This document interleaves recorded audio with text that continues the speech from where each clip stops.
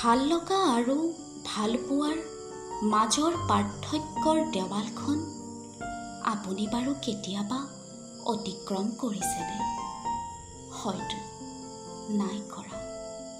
সেয়ে আপুনি কয়, মোৰ ভাল লাগে, মই কিন্তু ভাল পাওঁ। ভাল পাওঁ মই জোনাক।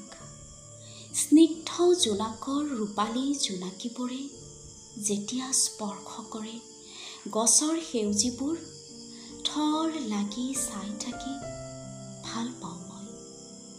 শেৱালি শেৱালি লগা শৰতৰ কোনো এটি নিশাৰ উন্মুক্ত আকাশৰ তৰাবোৰ অৰিয়ে ৰাতি গণি থাকি ভাল পাওঁ মই।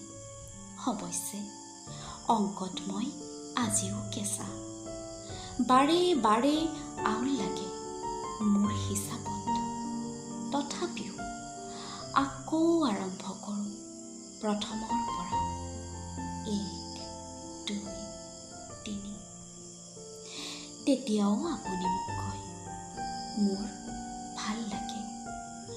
ফাগুনৰ বাউলি পচোৱা জাকে উৰুৱা পথৰ ধূলিবোৰ, চৌদিশ সিঁচৰিত কৰা পলাশৰ ৰংবোৰ ভাল পাওঁ মই। সেই ৰংবোৰত যেন সিঁচৰিত হৈ থাকে কোনো অচিন প্ৰেমিক কবিৰ প্ৰেমৰ কবিতাৰ একোটা স্তৱক। সৰ্পিল গতিৰে আকাশৰ বুকুৰ পৰা নামি অহা বৰ্ষাৰ বৰষুণজাক ভাল পাওঁ মই।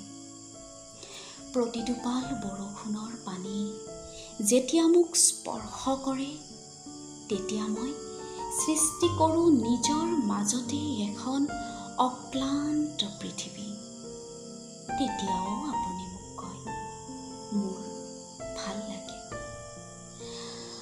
আপুনি হয়তো আজিও নুবুজিলে ভাল লগা আৰু ভাল পোৱাৰ পাৰ্থক্যবোৰ। হয়তো সেইবাবেই এদিন সংগোপনে সলাই লৈছিল আপুনি আপোনাৰ পথ। তেতিয়াও আপুনি মোক কৈছিল, মোৰ ভাল লাগে। আৰু এনেকৈ হয়তো সৃষ্টি হৈছিল আপোনাৰ আৰু মোৰ মাজত এক বৃহৎ প্ৰাচীৰ, ভাল লগা আৰু ভাল পোৱাৰ। মই কিন্তু ভাল